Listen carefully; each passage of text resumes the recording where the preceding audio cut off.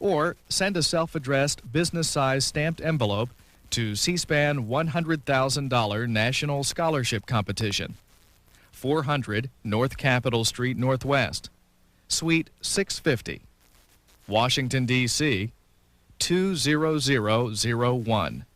Voting is definitely important, so you have a voice. C-SPAN, the political network of record.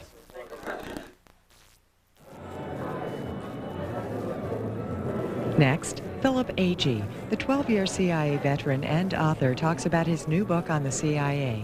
He spoke earlier this week in Fullerton, California.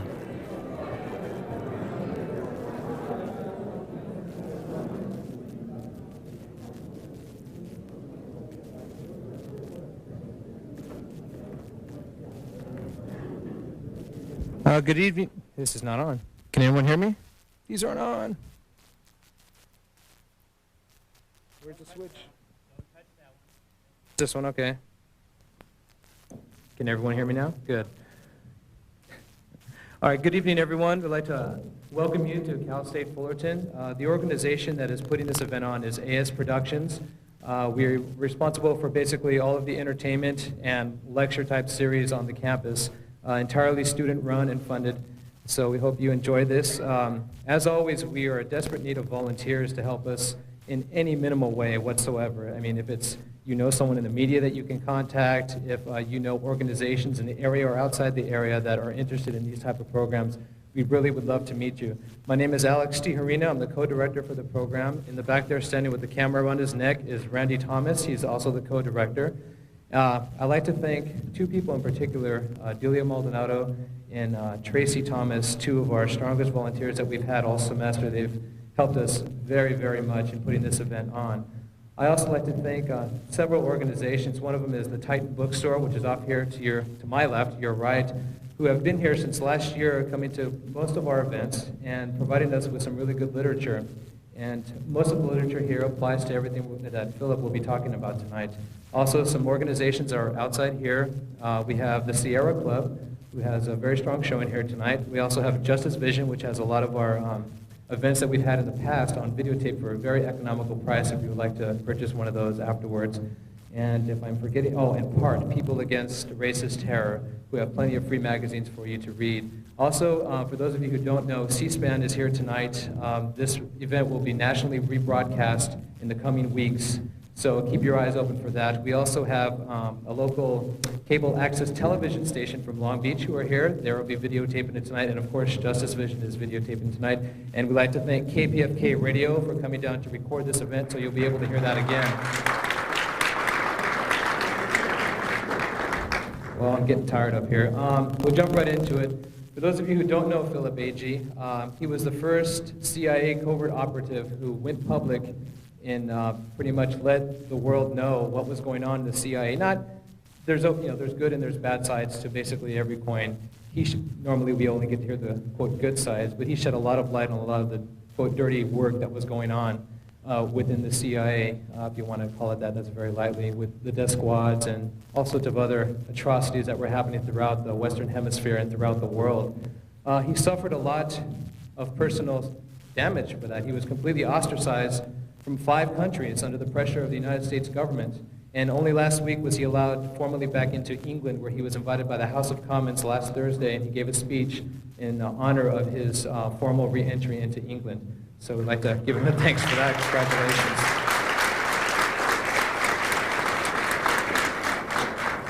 I'd like to prep tonight by telling you that he's going to give a lecture that he's never given before. He's been working very diligently to write this lecture, so you're in for a real treat, I believe. For those of you who are not familiar with the books that he's written, I'm just going to mention 2. One of them, the first one that he wrote, and probably one of the most popular, is Inside the Company, a CIA diary, which I believe is no longer in print in the United States, which is why we don't have it here for you tonight. The other one is his autobiography, On the Run, which describes in detail what was going on after he published that last book. And we have plenty of books over there, and he will be signing some of those books if you'd like to buy one of those books and like to have him sign it. And with that, I'd like to introduce Philip Agee.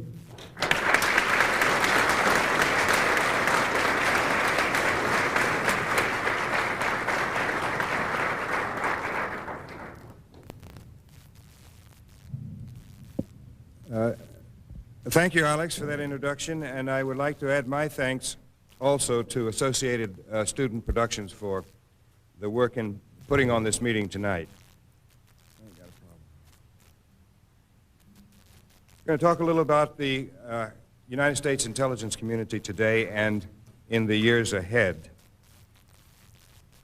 It was, in fact, a really gratifying experience to go back to London last week because it was 18 years since I had been expelled, deported from Britain along with my family, and that had been followed by deportations from France and from Holland and Germany and Italy, and refusal of entry by Norway, all NATO countries under pressure from the United States.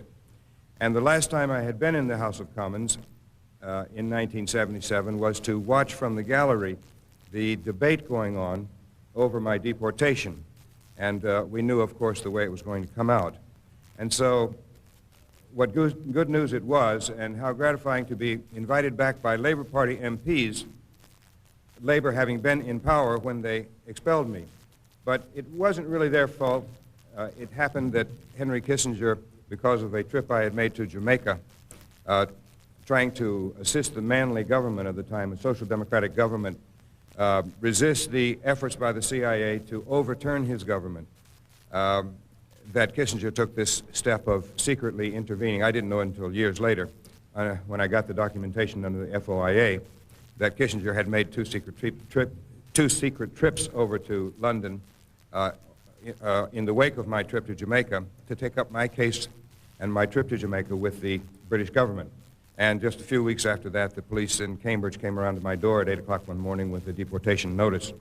Well, we defended legally and we defended politically. I went all over the UK giving speeches, and there was a tremendous response in my support.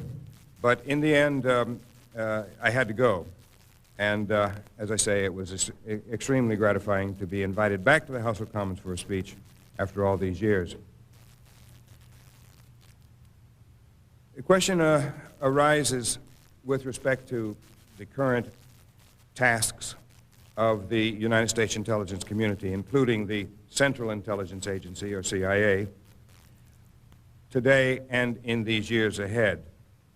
One hears most often the common wisdom that the CIA and the rest of the intelligence community is going to have to be focused on international terrorism, the international narcotics trade, such dangers as the proliferation of weapons of mass destruction. Those are the chemical, biological, and nuclear weapons. Also on regional and ethnic conflicts around the world, such as we're seeing all the time and have been for several years in the former Yugoslavia. Still other targets which are coming up all the time in terms of the intelligence community are the rogue states, the so-called rogue states, Iraq, Libya, Iran, North Korea, and for some, Syria. And then, as all of you probably know, they're talking a lot about the intelligence community, particularly the CIA, getting into the collection of economic, financial, and commercial type of intelligence.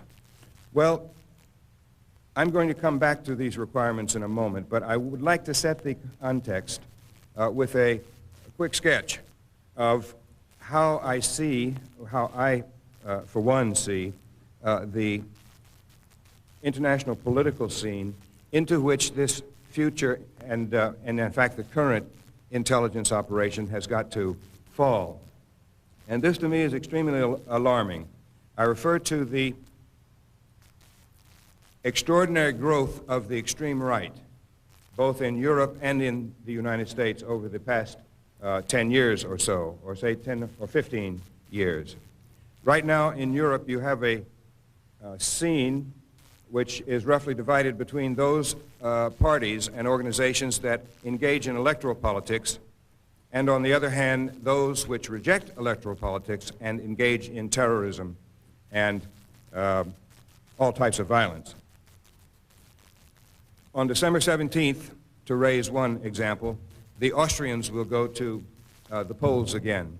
The traditional coalition between the conservatives and the social democrats in Austria broke down a few weeks ago, and now they have to go back to the polls. The Austria Freedom Party, led by the neo-Nazi yuppie Jörg Haider, gained 23% of the vote in the past elections, which were only last year. The polls show his party now gaining about 25% or even pulling up even with the two traditional parties. And this is, I must say, a very alarming factor. In Italy, the neo-fascists have already come to power last year in the March elections, and that government lasted for 9 months until it fell. It was a coalition of the neo-Nazi, neo-fascist party, the MSI, or Italian Social Movement, which took on a new name, the National Alliance, in January of last year in preparation for the March elections. They were in coalition with the Berlusconi party, Forza Italia, and the racist Northern League, which is a regional party. But they did win the elections with something like 43% of the vote, and later on in the European parliamentary elections of last year, in June, they gathered 49% of the vote, this coalition. They did fall apart, but the neo-fascists are remaining very, very strong in Italy, and it is possible that this coalition will come together again and that they will form the new government when elections occur in the spring. Not a very pretty prospect either. In France, recent municipal elections showed the two neo-Nazi parties there, the National Front winning, the National Front itself winning 15% of the vote, and the other far-right party, led by a man whose name is De Villiers, gaining 5%. So the extreme right in France is gaining at the polls something like 20% now. In Norway, the New Right Party is now the third most voted party. So you see a very dangerous surge of these extreme right, so-called new right parties, which reject completely the teaching of the Enlightenment, of the French Revolution, and such concepts as liberty, equality, fraternity, the Declaration of the Rights of Man and the Citizen. All of this tradition which has led to the liberal democracy, with all its faults, that we have today. And their agenda is something quite different. They reject universal human and civil rights, and they seek to impose very strong, arbitrary, totalitarian government of a neo-fascist stripe. They have simply, these new rightists, starting in the early 1970s, writers in France and Germany, repackaging the fascism of the past to make it more acceptable today. Then, with respect to the violent groups, they are active everywhere. In Britain alone, they had last year about 8,000 incidents based on racism and hate.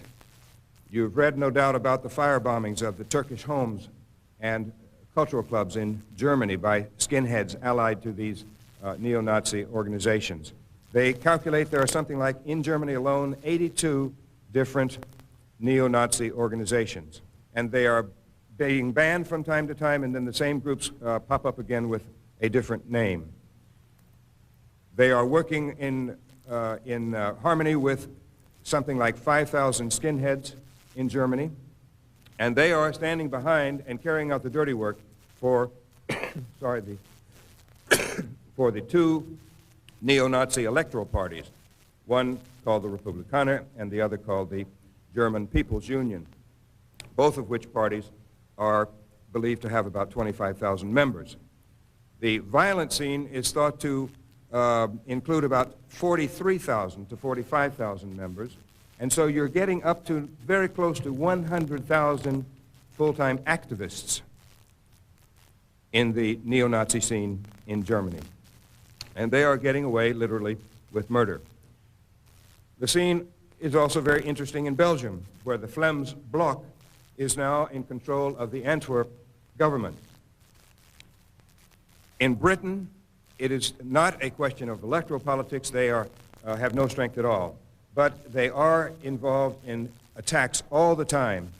I just mentioned something like 8,000 attacks against, and the targets, you know, are the normal targets. They are the people of color, they are immigrants, they are the disabled, and so forth. We know who those targets are in the United States. They're the same in Europe. and, of course, Jews and Jewish monuments. Just last year, the Lubeck synagogue, Lubeck being a city north of Hamburg, where I live, was firebombed, the first firebombing of a Jewish synagogue since the Hitler period in Germany. Well, this scene over there in Europe is really very disturbing. No less disturbing is the scene in the United States, where the extreme right has grown so fast. But in the United States, as opposed to in Europe, as you all know, we have this religious content to a very large sector, the so-called religious right. And in the forefront of the religious right, we have the Christian Coalition, which numbers practically 2 million people right now. And they are able to draw new members constantly from the 34 million or so Americans who consider themselves to be born-again evangelists. This religious right is seeking to take control of the Republican Party. As you may know, some of you, the Christian Coalition has said out and out that they hope to control the Republican Party fully by the year 2000. They already have taken control of the state apparatus of the Republican Party in between 20 and 30 states, according to what I've read. What do they want to do? They want to impose a fundamentalist interpretation of biblical law on all the rest of us by legislating into the civil law of the United States what they deem to be the proper morality as they see it, taken from the Old Testament. This is also a position of a growing movement called dominion theology, or best known through the writings of a man whose name is Rushdoony. And these are people who seriously intend to impose their morality on all the rest of us. From the Christian right, we have the remnants, of course, of the tax revolt movement of the 70s and 80s, as expressed through the Posse Comitatus movement, found in the county superiority movement, or the county supremacy movement. And you are probably aware, I would expect, that these people say that there is no higher than the county in the United States, and that the Constitution did not give the federal government the right to collect income taxes. These people were violent in the 1980s, and they continue to exist today. And there are all these other groups on the extreme right in the United States. The Christian Patriot movement, for example, which in turn spawned the private militia movement following the Ruby Ridge shootout and the events of Waco. The FBI apparently estimates that in the private militias in the United States, there are between 10,000 and 100,000 members, which to me means that they really don't know. They have no precise idea. But there's no doubt that these groups are growing all the time because of the economic situation in both Europe and in the United States. In Europe, within the European Union, most of the countries of Western Europe, about 385 million people, unemployment is at 12%, which translates into 20 million people unemployed. These people are resentful. They are looking for reasons for their condition. And they are, of course, scapegoating, as they always have. The same thing, or something similar, is happening in the United States with the export of millions of jobs.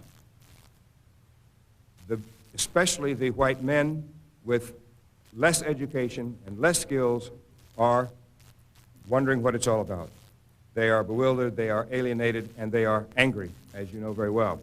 And these are the millions of people from this great pool that the militia movement can draw on. I might just mention that with respect to the Oklahoma City bombing, I think it's very possible that that was carried out by a very small group following the doctrine of leaderless resistance as developed by one of the leading figures in this movement, a man whose name is Louis Beam. He's a former leader of the Texas Ku Klux Klan, a former helicopter gunner in Vietnam, who is now closely associated with Aryan nations at Hayden Lake in Idaho, not so far in fact, from Ruby Ridge, where the Weaver shootout took place. This is also a very disturbing and alarming scene, and this, to me, is the real danger in the years ahead, because these militias here in the United States are the potential brown shirts of the coming years, and all they lack really is a leader, a charismatic leader. I might also mention another growing movement which is very closely allied with militias, but it's a religious movement, the Christian identity movement. This is a theological development from British Israelism, which came over to this country in the last century and then was developed into an unrecognizable form. These people, and I can't go into this at great length, although I could, but they believe in pre-Adamite people, that God created inferior beings before Adam and Eve, and that the non-Aryans in the world today are descendants from these pre-Adamite people, meaning people of color, of course, and anyone with darker skin than Aryans. They look upon those people, non-Aryans, as mud people, that's what they call them, and they refer to the government in Washington as ZOG, standing for Zionist Occupation Government. They consider the government to be the enemy, just as the militias do. And this is a church movement. They actually have churches, and they have been very strong here in Southern California through the years, since the 1930s. So this is a scene in the United States. And as I look at the picture, the government and those who are dealing with what the targets of the intelligence community should be are being, as always, still blind in the right eye.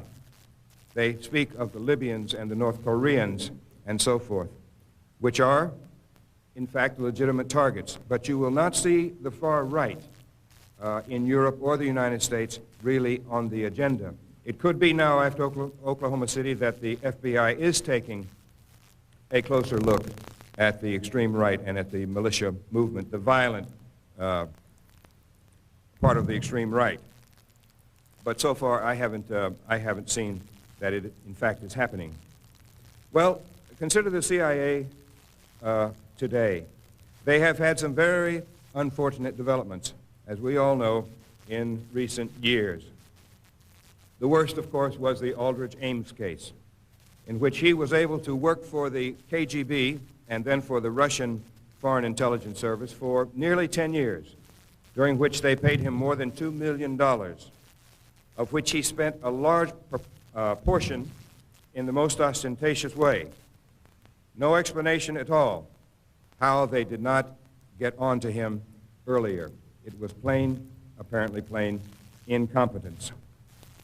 But not only did he tell the Soviets all that the CIA was doing against them, and he was involved in anti-Soviet operations, so he was in the perfect place to be able to tell them what was being carried out against them. And in fact, according to press reports, he caused the arrest and execution of a dozen or more people in the former USSR. Ames not only did those things, but he also, working with the Soviets, was able to place CIA sources, double agents, which were really under the control of the Soviets. People were feeding false information into the CIA, and it was going to the top level of the United States government. This was just in the newspapers last week. It was going to the top levels of the United States government, including the president. And they were getting this false information. And the CIA, apparently, it's in dispute right now, but there is some reporting that the CIA was actually passing this information up the line to the president and others at the top level, knowing that it was doubtful. Well, that is another thing that Ames did. But that was not the only problem. These are what are known as counterintelligence failures. I might mention here very quickly, kind of at the beginning, the difference in practice and theory between various types of operations. There are three fundamental types of operations in intelligence. One is known in the CIA as foreign intelligence, or FI for short. That is the collection of information from around the world, from open and secret sources, and then the analysis of the information and the reporting of that information to the consumer, that is, to the people who have to have this intelligence to use it. That is the intelligence cycle, or the collection process known as foreign intelligence, or FI. The second of the three categories is known as counterintelligence, or CI for short. These are all the efforts that an intelligence service undertakes to prevent the penetration of the service by hostile services. It also includes the efforts by a given service to penetrate other services. It's a kind of two-way street. And the worst failures of the CIA in recent years, of course, have been in this counterintelligence field. The third category is covert action, or CA for short. This is known in the Soviets or the Russian tradition as active measures, but we called it covert action. And these are the ways in which the CIA, which has the charter for covert action in the United States government, has attempted to manipulate the events in other countries through the penetration of the institutions of power, beginning with governments and political parties and military and security services and trade unions, women's organizations, youth and student organizations, churches, and in a very important way, the public information media.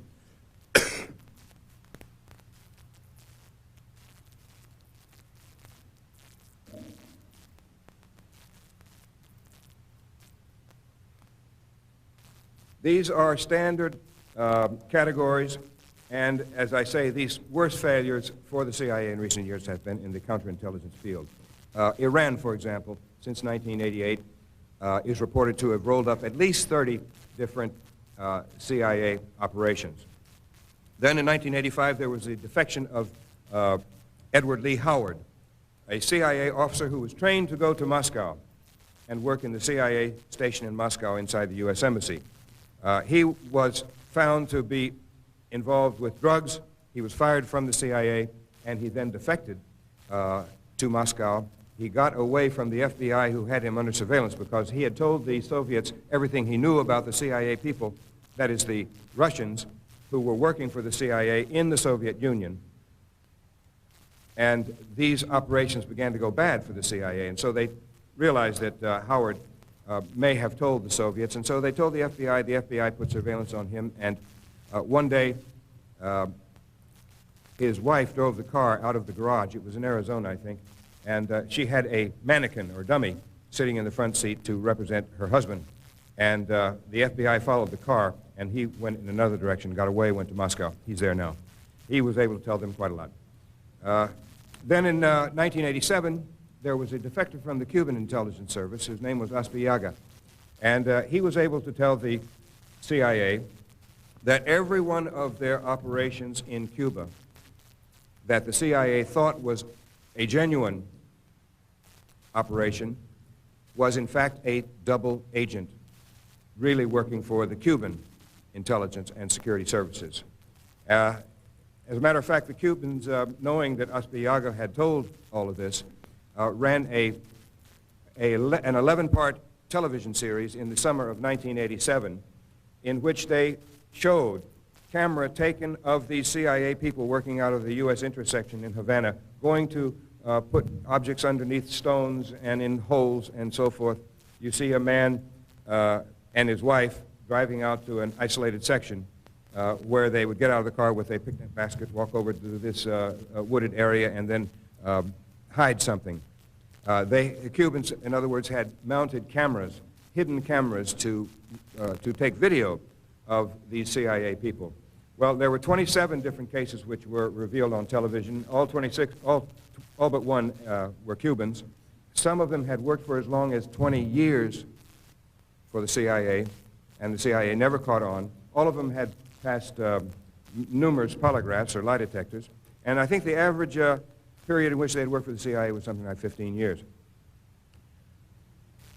Well, one of the problems with the CIA's predicament in these years, these recent years, has been the tremendous pressures put on the case officers in the field for recruitments, and they are promoted, and their fitness report is written on the numbers of recruitments that they undertaking. Not so much on the quality of the information coming in, but the numbers game again, as in Vietnam.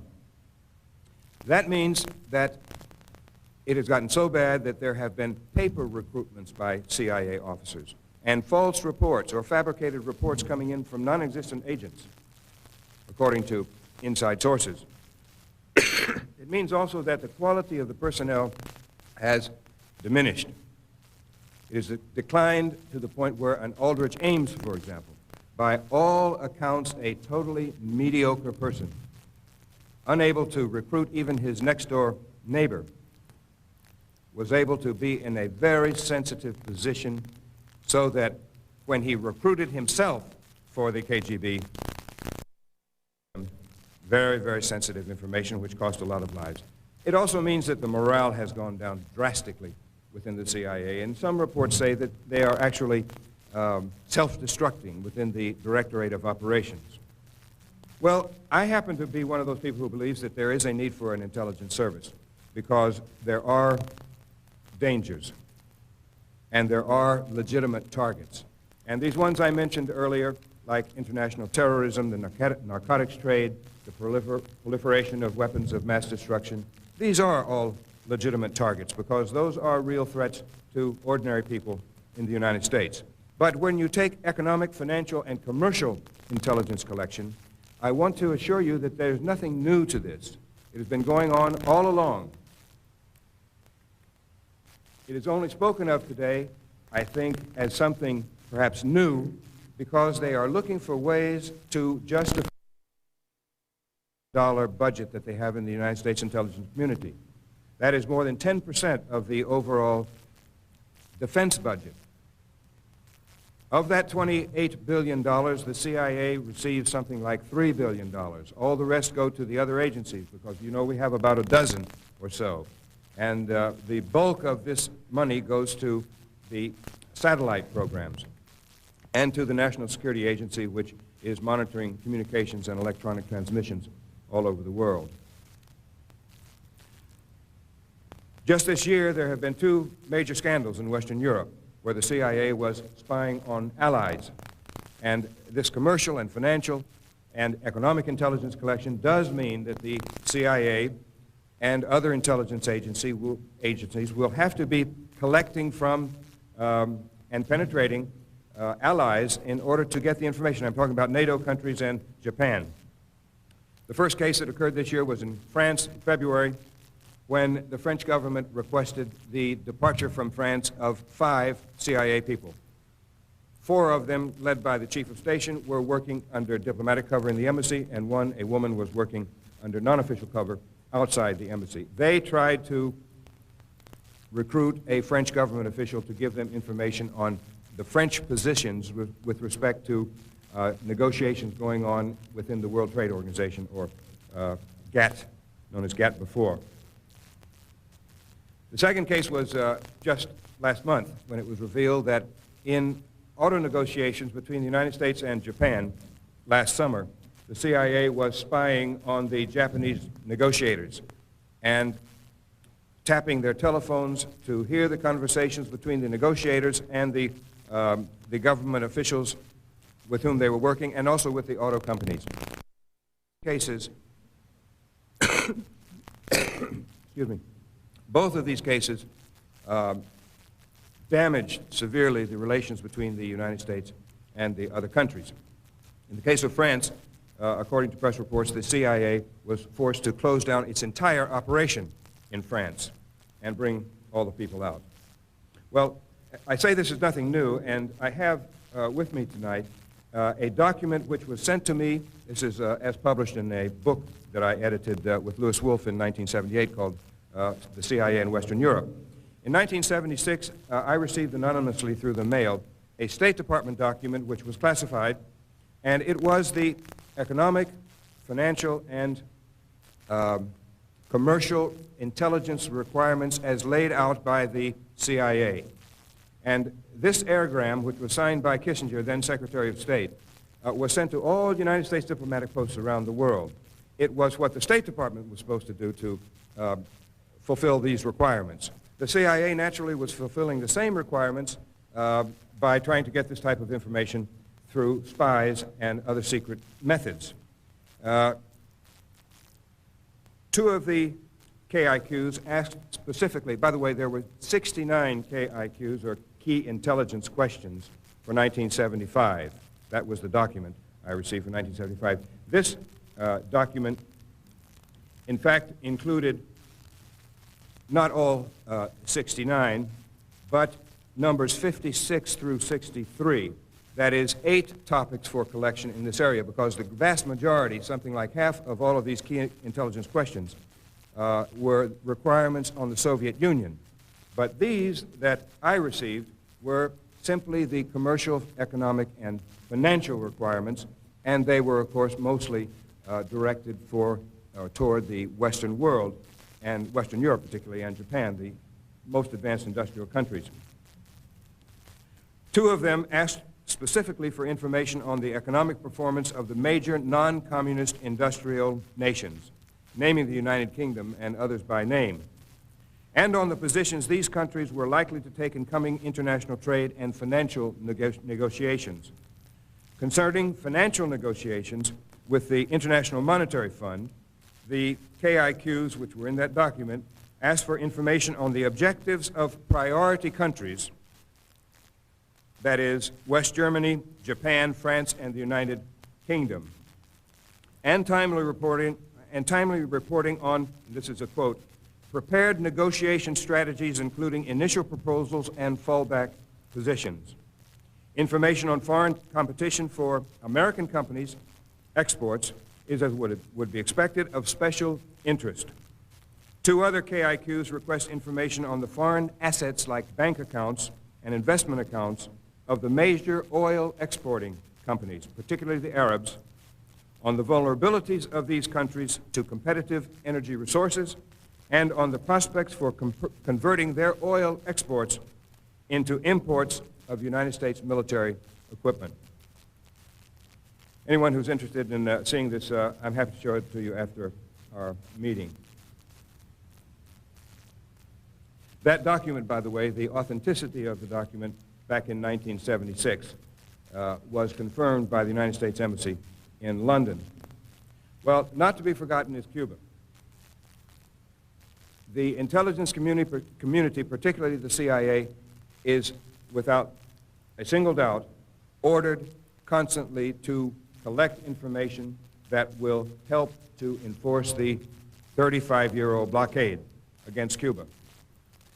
Roberto Robaina said, he is the foreign minister of Cuba, said in a meeting where I was present, that of every 10 possible commercial deals or deals for investment in Cuba by foreign companies, the United States is able to kill 9. And they do this through the collection of intelligence and bringing pressure on governments and companies and individuals to desist from dealing with Cuba. And as a result of this activity, in Cuba and many others are suffering badly. Well, the future of United States intelligence, and particularly of the CIA, has to be seen, I think, within the context of the overall United States international security policies. 2 years ago, no, it's 3 years now, some documents leaked to the New York Times projected United States defense needs over the next 10 years. And they're extremely interesting to read, because the overall defense budget was going to be calculated and then justified according to the analyses that these documents contained. And they were not just Pentagon documents, but they were the product of analysis and study and conversations between the Pentagon, the CIA, the National Security Council, and President Bush at that time. And they were used to justify this 5-year projected defense budget of $1.5 trillion.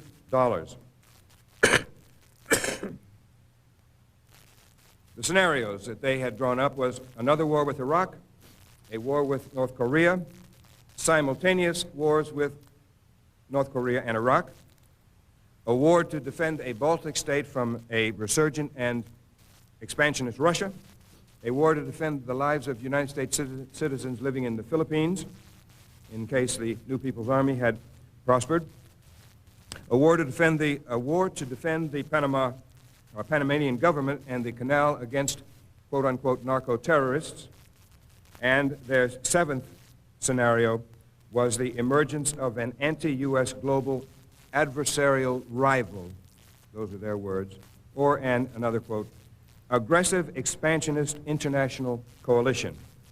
This document went on to say, and this is a quote, our strategy must now refocus on precluding the emergence of any future global competitor. Our first objective is to prevent the emergence of a new rival, either on the territory of the former Soviet Union or anywhere else. Another quote from the document is interesting. The United States must account sufficiently for the interests of the advanced industrial nations to discourage them from challenging our leadership or seeking to overturn the established political and economic order. They're talking about allies there. We must maintain the mechanisms for deterring potential competitors from even aspiring to a larger regional or global role. This is what I interpreted as a global bully unipolar plan for the New World Order. Well, if the United States is going to assert hegemony around the world, then they are certainly going to have an intelligence service and an intelligence input to do it. And there is much overlapping between what I mentioned earlier, foreign intelligence, counterintelligence, and covert action. They overlap constantly. There is also an economic background to these policies, because the United States for at least 100 years has realized that we cannot consume within the country all that we produce. And in order to avoid depression, such as the one that occurred in the 1890s, the United States has got to have access to foreign markets for exporting surplus production from this country. We also have to have access to foreign labor and to foreign resources. To give you an idea of what this means for the United States economy, I want to just mention a few figures. And this comes from an article I wrote a couple of years ago. The economics of Cold War domination meant large transfers of wealth from south to north. And this is still going on today through the so-called neoliberal economic project, also known as the free market system. From 1982, when the debt crisis reached critical mass, to 1990, the net flow of wealth from south to north was $418 billion. And this is transfer from the poor countries to the rich. This net transfer resulted from average monthly payments of interest and principal of nearly $12.5 billion by the South, or a 9-year total of $1.3 trillion. Such payments, as Susan George points out in her book, The Debt Boomerang, were only possible through accumulation of new debt by the poor countries, which by the end of 1990 owed 61% more than they had owed in 1982. Mass misery and environmental destruction in the South are part and parcel of the continuing net transfer. This is continuing today, and the United States is attempting to impose all over the world, but especially in the South, Latin America, and other third world countries, this neoliberal system. And it is a continuation of what I just read. That is, that they are contributing to our prosperity. That is, to those who have prosperity in this country. Even now in Mexico, with NAFTA not even 2 years old, there are grave developments for the peasantry, for example, and for workers in Mexico as a result of NAFTA. Just as there are grave problems for workers in the United States through the export of their jobs to such places as Mexico. Well, where covert action is concerned, there is going to be resistance. And so there is going to be a need to intervene and to do what we were doing during the Cold War against the left. Because wherever there is resistance to this economic system, there is going to be a need for the United States to intervene to help its friends and to be putting down, penetrating, dividing, and destroying those groups and organizations and people whom they see as threatening. I want to give a couple of examples right now on covert actions already undertaken in the 1990s, starting with Haiti. In 1986, the CIA set up SIN. That stands for National Intelligence Service.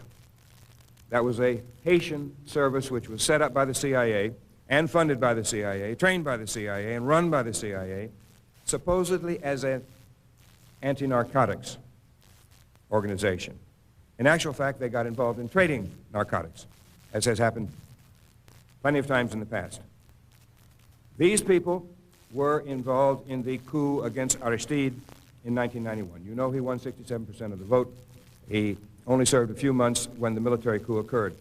There is much reporting and certainly much belief that the CIA was very much involved in that coup because Father Aristide is anathema, really, or had been seen as anathema to U.S.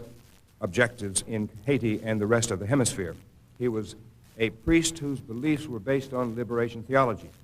And liberation theology, which comes out of the Medellin, Colombia, 1968 Bishops' Conference, was based on what they call the preferential option for the poor throughout Latin America. And Aristide believed that it was time for the poor to organize and to demand justice. That is one of the reasons, of course, probably the main reason why he was elected with such a huge majority in the 1990 elections. Well, one of the people who worked in SIN as a teacher, teaching on liberation theology, naturally calling it communist, was this Emmanuel Toto Constant. In 1991, with support from the CIA and the Defense Intelligence Agency, Constant begins to form these death squads that became known as FRAP and got really going in 1992, 93, 94. They killed as many as 5,000 or 6,000 people, murdered them, tortured them to death. Well, he was on the CIA payroll. And this is a type of covert action. It's an intervention to try to control the politics of a foreign country. In addition, according to all reports, and I don't doubt them in the least, having the experience that I have, the CIA was paying salaries to the leaders of that military dictatorship in Haiti.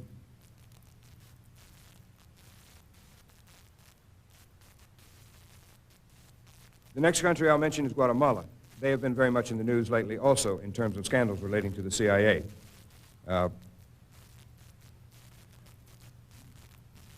It has come out of the Congress.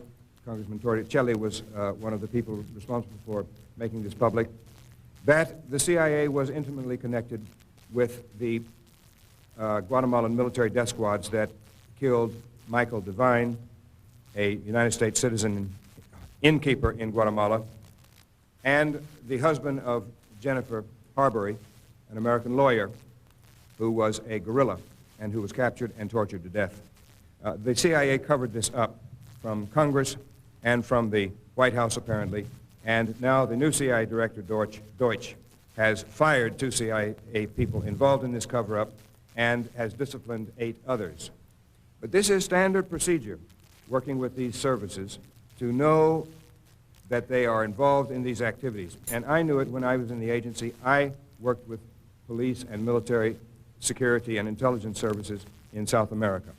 And in fact, in one occasion, I even heard the moans and groans of a person being tortured coming through the walls into the office of the chief of police, an Army general in Uruguay. One more thing about Guatemala is that it also came out that in 1990, when George Bush, with a flurry, canceled military aid to Guatemala because of the human rights violations in that country. At the same time, he instructed the CIA to keep on passing millions of dollars to the Guatemalan military, secretly, $5 to $7 million per year. And, of course, as we sit here today, the CIA has its people in the Guatemalan General Staff G2 section, which is their principal intelligence service, and also in the Presidential General Staff, where they have this so-called archivo, or archive, and which forms one of the major death squads in Guatemala. And the killing goes on. It all goes back to 1954, when the CIA overthrew a democratically elected civilian government on behalf of United Fruit Company and installed a military dictatorship, and it has been the same ever since 1954.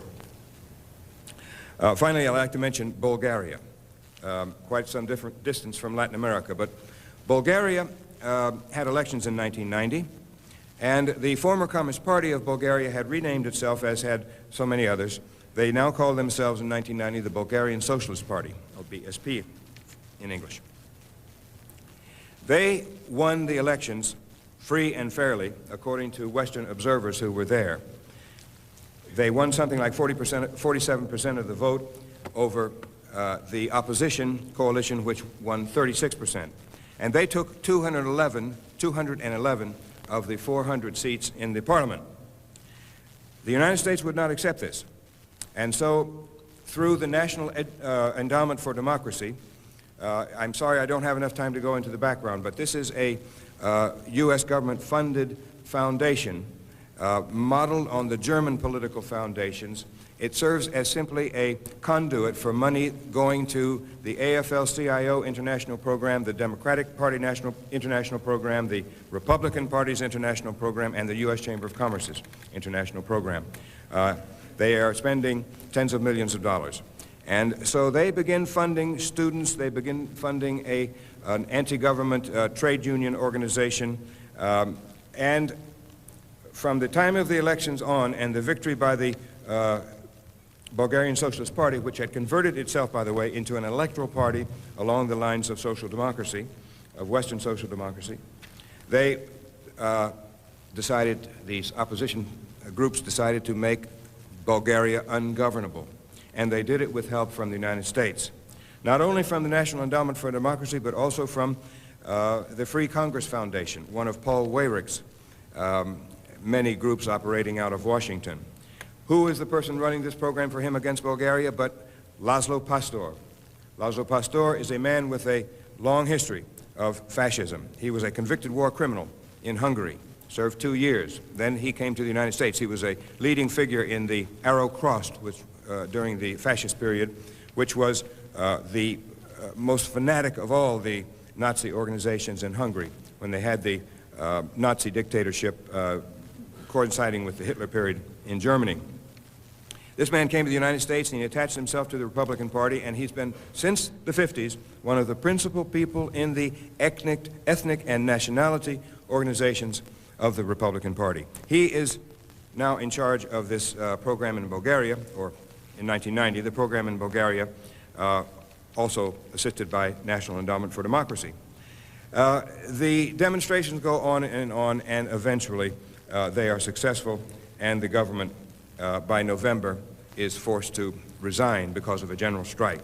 The United States was not, as has been the case so many times before. I could recite a litany all night of similar cases. They were not satisfied with the decision of the Bulgarian people in a democratic way, electing the party that they did not want, just as they did not want Aristide and Lavalas in party in Haiti, or they did not want the Labor Party in Brazil in the early 1960s in power. All of these examples of people being elected, parties being elected, governments being elected, and the United States not accepting democracy, but overthrowing them. And that's what they did in Bulgaria in 1990.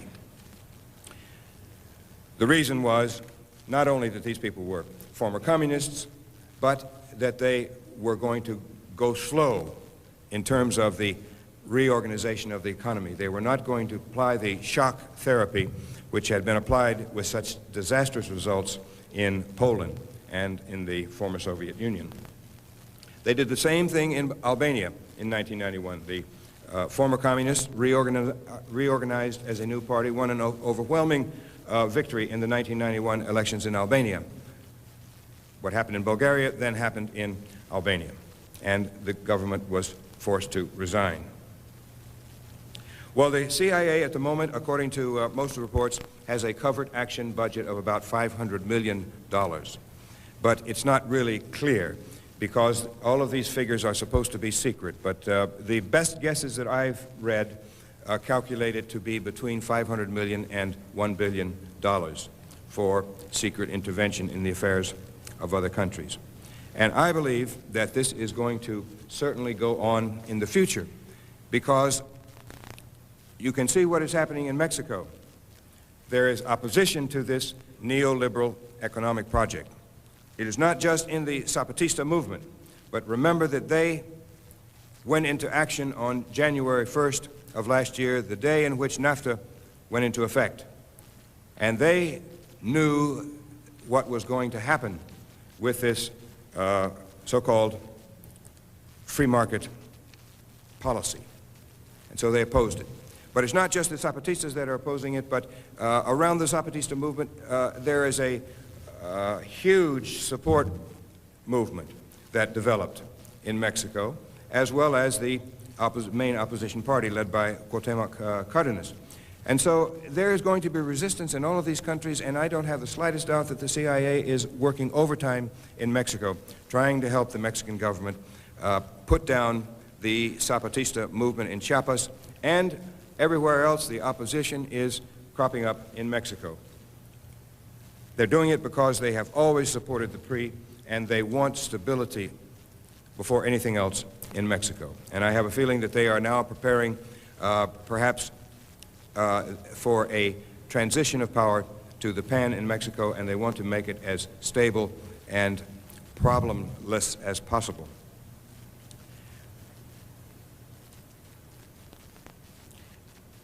Finally, the question arises, we know what the solutions of the right, of the extreme right, are to the problems that we face today, this structural unemployment. We know what the Gingrich Plan is, the contract with America to try to reduce the social safety net to the bare minimum, to, well, you know all the plans that he's putting forward. I don't have to even mention them, but even to the right of Gingrich, there are many others who have even more extreme solutions to the problems. And I mentioned some of these groups already. The question is, what is the left doing? Is the left leaving the scene for dominance by the right and the extreme right in the United States? Is the left slumbering through this out of shock from, for example, the elections of last November? I think not. The very fact that all of you are here tonight shows that there is certainly interest in a more humane, I think, solution to all these problems. And the fact that Fidel Castro was given such a marvelous welcome in New York City. I don't know about the Time magazine in the United States, but the Time that came to me over in Europe has Fidel on the cover again, featuring the fantastic reception that he got by so many people, from so many people in New York City when he was visiting the UN just recently. So there's no question that, that people are out there who are looking for progressive solutions to all of these problems. It is true, I think, that the CIA and none of these committees that are right now examining the role, the future role of the intelligence community, and here I've forgotten if I mentioned, but there is a joint White House-Senate committee looking into the future role. That was led by Les Aspin until he died. There is one in the House of Representatives, and on the outside of the government, there are such groups as the 20th Century Fund, who are also looking into these questions of the future of the United States intelligence community. Not once have I seen so far that they are interested very much in the extreme right that has grown so dramatically in recent years and has such extreme solutions of their own to the problems.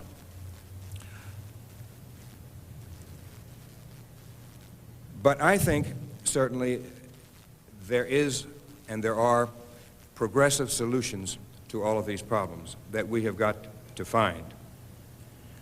But one thing is certainly clear: we cannot do it on our own as individuals. There is no strength in an individual in these situations. One has to belong to an organization. And this is just as true in political organizing and political pressuring and lobbying as it is in a trade union movement. An individual worker has no power at all before the management. But they do have power when they unite. And the same goes for all the rest of us who want to see progressive solutions to the problems that affect us every day. And so I would simply leave you with the exhortation to, if you're not involved yet and you want to see solutions, humane solutions to the problems, then one has to get involved with a group. There is a green movement, of course, around. There are student organizations. There are new parties which people are trying to form. And, of course, there is always the solidarity movement. And if I were back in the States, I think my first choice would be to work in solidarity with Cuba. In fact, I'm doing it all the time over in Europe. The importance of the Cuban Revolution's survival cannot be overemphasized, because they have shown that they can take care of their whole population in terms of health care, education, and even make significant strides toward decent housing for everyone, even though they are essentially an underdeveloped country, or a developing country, however you look at it. But they have an average income of something like, per capita income of something like $2,500 a year. It's probably even less now. That figures from the CIA's yearbook of 1993-94. And happily, they have turned the corner in Cuba. I was there in June, and I just spoke with someone else today who had been there later than I had. And we were both in agreement that things are looking a lot better than they did just last year. But it's very important for all of us, because they have shown that with an inclusionist system, which does not marginalize huge proportions of the population, they can provide for everyone. And if they can do it, certainly we can do that in this country. The problem, of course, is that we have an exclusionist system, and it is a system which is marginalizing larger proportions of the population all the time. Millions and millions of people who are becoming redundant. They're not needed anymore. They are simply surplus. So I would simply leave you with that as an idea, that I don't know what you have in terms of solidarity with Cuba here, but remember that there is a national organization called Pastors for Peace. And this is a church-based organization based in Minneapolis. And they organize caravans, peace caravans for Cuba. And they've done some for Mexico also. They used to start in Canada and come down from all different areas. They could have maybe 10 or 15 or even more different caravans of trucks which go and they stay in churches and they collect all sorts of things for Cuba. School supplies, medicines, and so forth, food. And then they would cross the border in Texas, and the stuff would be shipped from Tampico. But now it's different. They are starting in the south of the United States, and they are moving toward Canada, where the stuff is shipped from I believe, from Montreal. Here in Orange County, you can have a relationship with Pastors for Peace, and you can be sure that in a future caravan, that caravan can come through this county and receive the support of people like you in terms of getting food and medicine and school supplies and so forth. That's one suggestion that I might make. Well, I've gone way over my time, I see here. I simply would thank you all very much for coming again and for your attention. And why don't we raise it to questions and some kind of discussion now.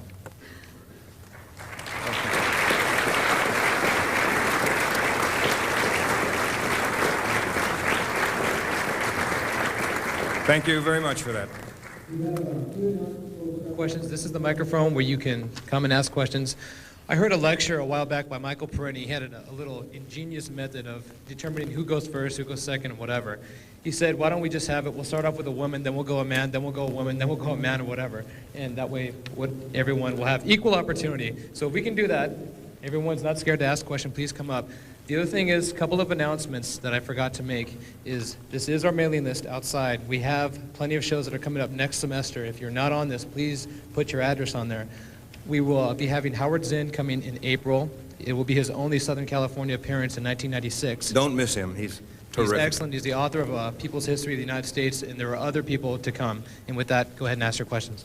By the way, I tried to keep away from personal matters tonight, but if anybody wants to know about my $4 million lawsuit against Barbara Bush, just ask me, or my $6 million lawsuit against the government for a murder plot in the early 1970s, I'll be glad to tell you all about them. Hi, I'm from the Sierra Club in Orange County. I'm the Orange County Political Events and Cultural Events representative. And we are very much concerned what happens with rotten government. Rotten government equals rotten politics or vice versa, and then you get a rotten environment. They're all inextricably involved. You really can't separate any of them, and we're working for environmental justice and really working hard. You can join us for cents a day. We have student rates. This is not a commercial, but we really want people to get active in Orange County, and this is just one of the avenues that is offered to you. Now to a question. In Germany, I understand fascism never died and is definitely on the rise. How safe is it for my friends who are from the country of Eritrea, which is just north of Ethiopia? How safe is it for them to remain living in Germany? They're taking their chances. It is a roll of the dice, more or less. And you never can tell when these people are going to attack. And they will attack simply because a person's skin is black, yes, or because they look different, or they look like a Turk. They're out looking for people to attack, the skinheads are. And the skinheads are very closely allied, or very much a part of the neo-Nazi movement in Germany. As I mentioned, there are more skinheads in Germany than in any other country. The ADL calculates that there are some 5,000 or so in Germany. So I think any person, I have a very good friend there, former student of mine at the University of Hamburg, who's coming around from time to time. Her name is Sheila Jackson. She comes from Chicago. And she talks about the problems that she has, and they are really very serious. And she's nervous. But she's staying there for a time being and before coming back to the United States. But it is a calculated risk for any person of color to live in Germany right now. And certainly the same applies to Jews. It applies also to anti-fascists. There is an anti-Antifa movement among the within the neo-Nazi movement in Germany, and that is they are going out and searching for and attacking people who are working against them. They've even published hit lists with names and addresses. And so there, in fact, in Germany, less attacks going on now than there were 2 years ago. But that's mainly because the Kohl government has adopted much of the extreme right program to take the winds out of their sails. It's a danger, yes. Yes, I'd like to address a question to you about the, I hesitate to call it the national security state because that sounds like it's too unified. There's a woman poet, she made the observation that you have a secret ballot and they have a secret government, and never shall the two meet. I think she hit the nail on the head, and it seems to me that the only real checks and balances aren't the ones we were taught about in government class, but rather the infighting within and between these intelligence organizations that comprise the national security state. And my question to you would revolve around the events in Oklahoma. Given the historical background of how the FBI, for example, operated in San Diego with the secret army organization, they always tend to penetrate at or near the top of those organizations. The SAO, they ran the number 2 man. They provided 80% of the financing. It was a right-wing paramilitary group, the offshoot of the Minuteman organization. My question to you is, these militia units, would it not be, since they're not a homogeneous group, but rather heterogeneous, would it not be likely that there is a good deal of penetration at or near the top of those militia groups by various elements within the national security state? I think it's likely to assume that, yes. I think it's valid, to assume that they are penetrated. At what level, I couldn't tell you, of course. They certainly didn't stop the Oklahoma City bombing, and that is one of the reasons for penetrating, is to anticipate these types of operations. They were not able to penetrate World Trade Center bombing either, but that was not militia. That, as we know, was foreign, foreigners at least, and for different motives. But yes, I think that certainly they are taking them into account since Oklahoma City. Whether they put much emphasis in the private militias before Oklahoma City, I don't know. It seems, I have the impression that they did not. But they certainly better right now, because those people are going to carry out more bombings. They view the government in Washington as the enemy. And as you read more about them, you see how they are using high tech. They have the info telephones, they have the faxes, they have the internet, and they are in contact with each other. Even though with this doctrine of leaderless resistance, wherein very small cells will be formed within a larger group, and no one else is to know about this very small cell. And among the cells from the different groups, they will not know each other. That is a, I think I mentioned already, a doctrine which was promulgated by this neo-Nazi Louis Beam to prevent penetration of these small action cells. They are organized along the order of the 1980s, which came out of William Pierce's book, you know, The Turner Diaries. And that was a group of up to 40 people who were involved in bank robberies and armored car holdups and murder during the 1980s, 83, 84. But I think that's the best answer I can give you to the question. I think, yes, certainly the government, if it's not, it certainly should be. Well, thank you very much for your answer. You're welcome.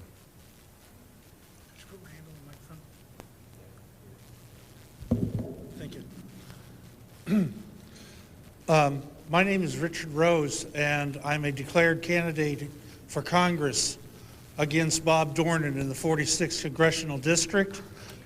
And I'm representing the Peace and Freedom Party of California, the only socialist party in the state. I have two questions. One, why is it that it seems that the only responses to the rise in fascism in this country is by the quiet twin brother of the Republican Party to give us more laws that seem to erode our constitutional rights as American citizens? I refer to the new plan by the FBI to tap more telephone lines and to place more surveillance on individuals. I know I read that plan about FBI the day I was leaving Hamburg. I could not believe it. They want to be able to tap, what is it? 1%. 1% of all the telephone calls in the major metropolitan areas. And that turns into the tens of thousands of calls. I can understand why they want that type of information, because, or that type of permission, because they can get a lot of information that way. But the trouble is the targeting. Who is going to be targeted? They talk about narcotics, for example, as justifying these telephone taps.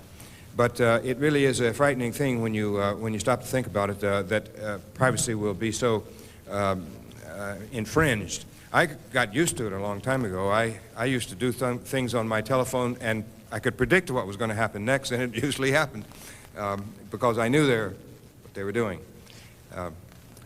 But I don't really get your question, I don't Well, think. why is it that the Democratic Party and the people therein and members thereof have not raised their voices against the laws and the new rules that are being passed that will simply assist the rise in fascism in this country?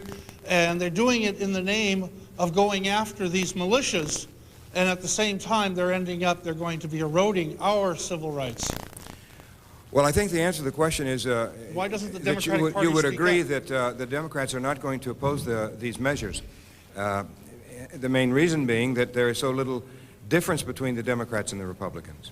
I mean, I've always thought for many years that we really had a one-party system in this country with two wings of the same parties giving themselves different names. And I think it's it's the same situation today. What we need really is the resurgence of additional parties. We need perhaps proportional of some sort in the United States. Yay. There are all sorts of solutions to these problems. But what we have to do is recognize the threat from the extreme right in this country and elsewhere, and understand that this is a very flawed system we live under, but it is not the worst one under which we could live. There are much worse ones out there, and so it's important to keep in mind that we want to preserve this liberal tradition from the Enlightenment and the French Revolution, which has brought us some good things and some bad things, but socialism comes from the very same tradition, and so does humanism. And these concepts are rejected by and they're held in contempt by the extreme right, no matter where you find these people. And it is something for us to defend and to carry on with developing a better society all the time, more justice, more equality of opportunity, and so forth. Little we have. My second question is this. We've recently heard that there was a microvirus created by the United States government and sold to Iraq, and that this microvirus may have been used by Iraq in the war of the Gulf War. When a person called, we have been told that when a person called Bob Dornan's office to inquire about this information of what's now being known as Gulf War syndrome, or by the VA as gold bricking, the person was hung up on and immediately was recontacted by the National Security Agency.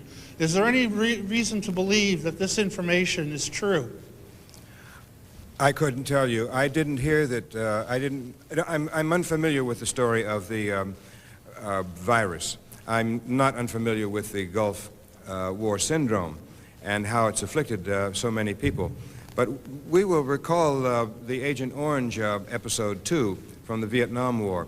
They didn't want to recognize the damages caused to GIs from the use of Agent Orange, and they still are refusing to recognize that this Gulf War syndrome is really a widespread thing coming out of the Gulf War. They recognize individual cases of problems, but I don't think they recognize so far that there is an institutional question involved. I don't know about the virus, though. Thank you very much. You're welcome.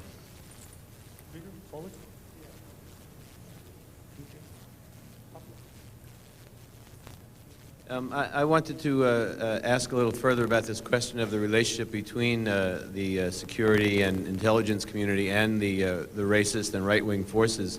There have been a number of exposures recently in Canada where the Royal Canadian Mounted Police apparently and the Wackenhut Corporation had people at very high levels not really penetrating but actually building up the neo-Nazi apparatus in Canada, and on the other hand that the white supremacists in Canada had extensively infiltrated the Canadian Army Special Forces, and in the Somali incursion several of them had been involved in literally racial attacks against Somali people, killing a number of Somali civilians to earn their points to be white supremacist warriors.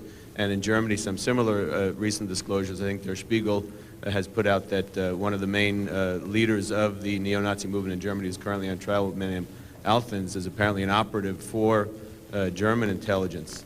And on the other hand, in this country, we've seen that Larry Pratt, who is one of the leaders of the militia movement, you mentioned the situation in Guatemala, and in fact, he is somebody who had been part of the Reagan foreign policy apparatus involved with the Council of Inter-American Security, and wrote a book which was the model for the militias in this country about the experience in Guatemala of the civilian armed patrols, which were used as a counterinsurgency force to augment state power in Guatemala, to do what the Army and the CIA-backed forces couldn't do themselves. They evangelized Guatemalans and armed them to carry out warfare against the similar experience he talks about in his book in the Philippines, where John Singalab was involved in arming sort of the right wing of the Aquino movement, also a kind of Christian populist force that was given weapons and used to as a counterinsurgency tool in the Philippines. And then he takes that model and applies it to the United States and says we have to form these Christian militias.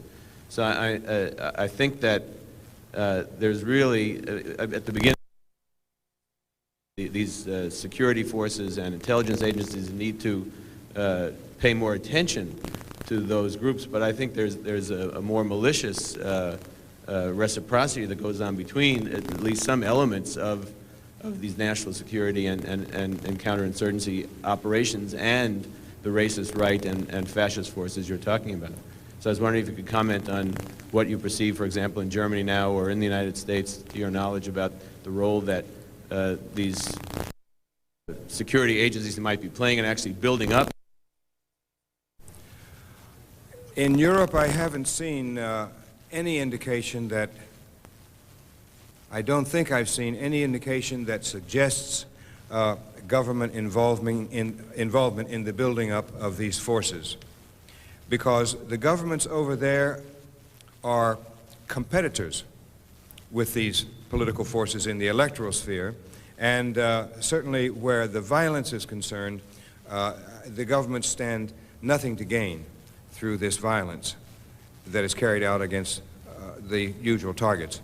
So I don't think I've seen anything in Europe. In America, with the exception of the Canadian situation, I don't recall any indication that there have been, on the federal level at least,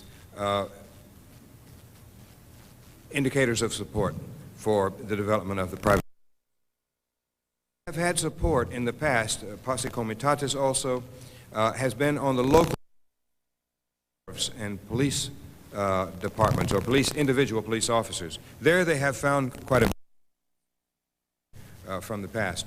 And you know, very good books for anyone interested. Terrific books coming out right now on the extreme right in the United States and in Europe.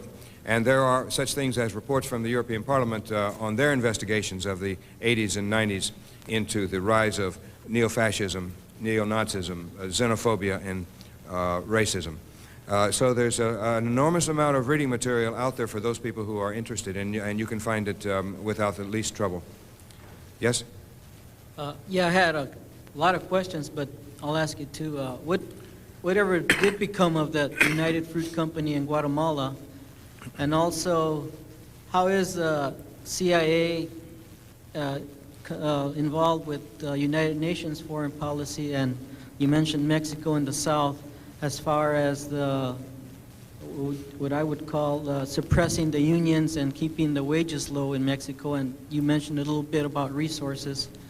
And then at the same time, I don't think they could be so stupid to know that that would cause massive immigration over here, which I still believe the United States lies in its historical books about the conquest of the southern states of Mexico. So I'd like to, for you. Yeah, that first question about Guatemala, I didn't quite get that.